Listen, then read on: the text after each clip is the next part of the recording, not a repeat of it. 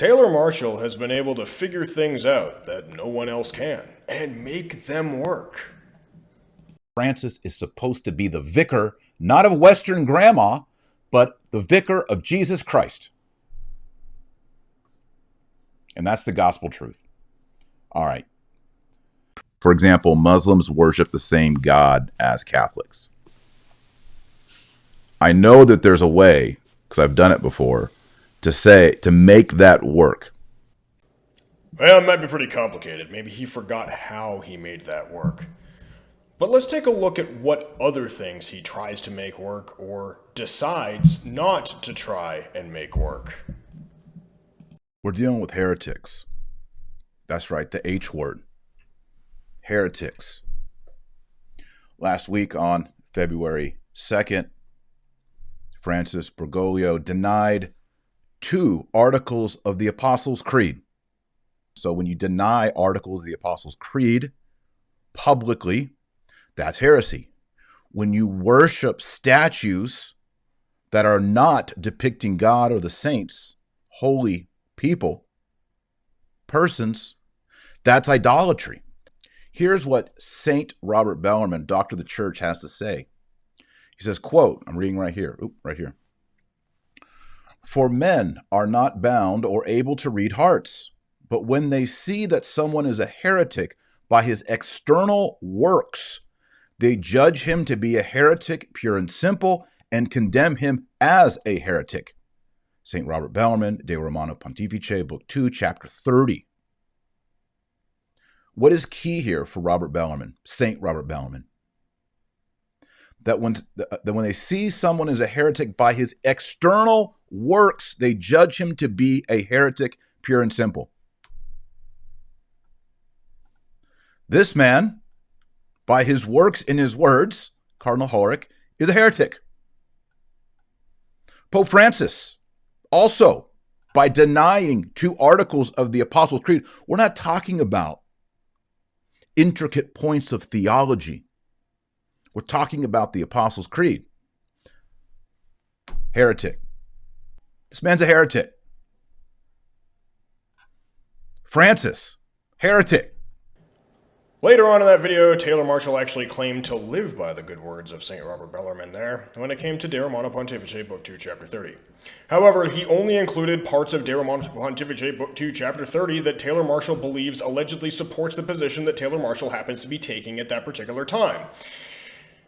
Which is interesting, because when we look at other parts of De Romano Pontifice, Book 2, Chapter 30, especially this one, we can see that it actually doesn't support the position that Taylor Marshall is attempting to take, because he would then have to make a choice that he doesn't want to. And some of his fans have rightly pointed out that he may have to take the Sedevacanist position at some point. Now, some opponents of Sedevacantism have actually mentioned this to Taylor Marshall. Staunch supporters of the Vatican II sect, who might be able to jump through as many hoops as Taylor Marshall does, and make just as many excuses as Taylor Marshall does on various issues, would like him to take the Sedevacanist position because they're actually just getting sick of him being horribly dishonest. I can't say I blame them.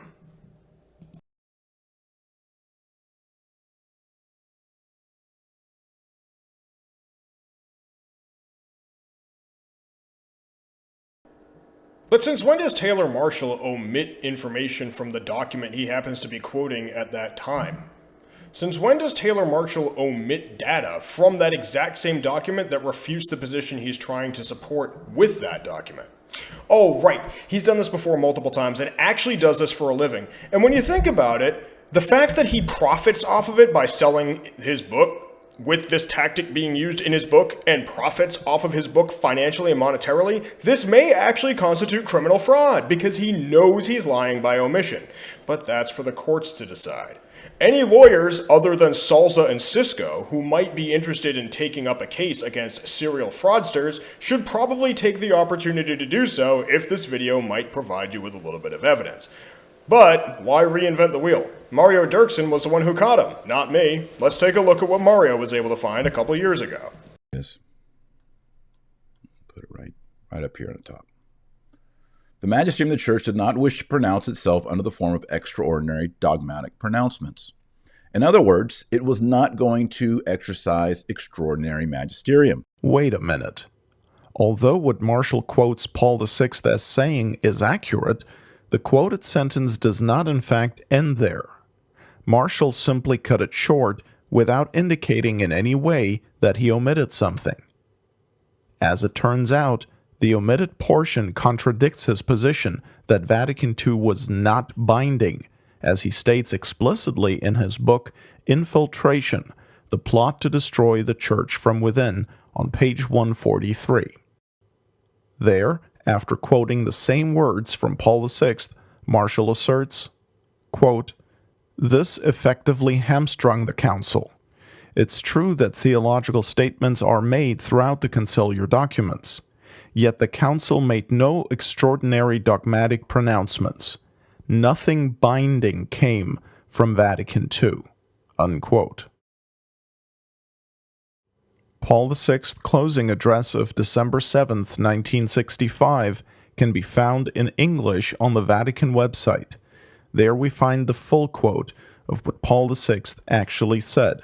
We have information excluded and omitted here. We can see that Taylor Marshall may as well have got a job working at the CIA. You can use the exact same tactics of lying by omission to cover up for the exact same kind of criminal bankers, exact same kind of human and child traffickers as you'd find in the Vatican that Taylor Marshall's already covering up for and making excuses for.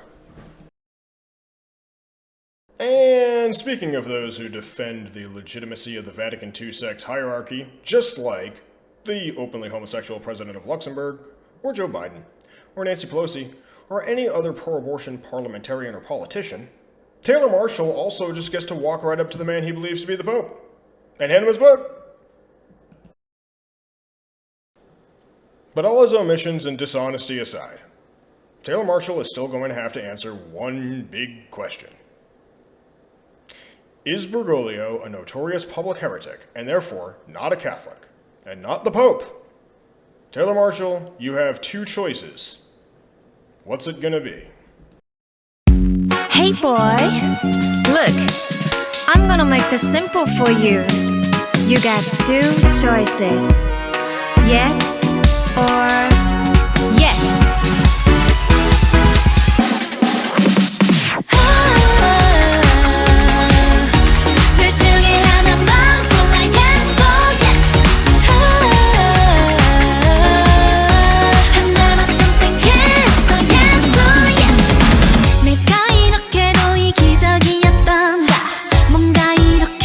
싶던 적 있어 나 다 놀라 내 뻔뻔한